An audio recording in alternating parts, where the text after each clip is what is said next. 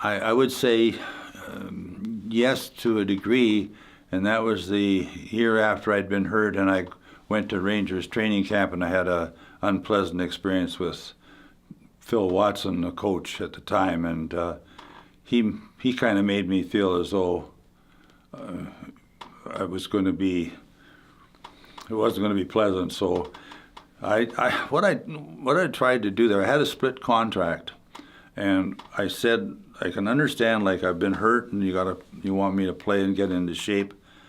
I said, if you want me to play in Providence, which was Rangers farm team at the time, then pay me my National League salary because I'm in the States. And in those days, they weren't that high, as everybody knows. I says, I will go to Saskatoon with no problem whatsoever and play for my minor league contract. And that way there, then I'll be close to home and it won't be as expensive. But I was told with no uncertain terms that wasn't going to happen. So that's when I went home and I got a job, and as I said earlier, I got to play in Saskatoon by Christmas time because of their injuries. And in my own wisdom, I figured I'd really won, but I really didn't win because I only got paid for half a year.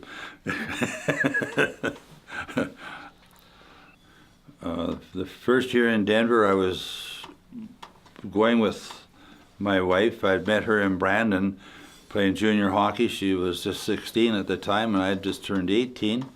And we'd started going steady. So the year in Denver, we had been going steady that summer, and came home from Denver and we got engaged. But in those days, it seemed to me as though you got engaged and you waited a year before you got married.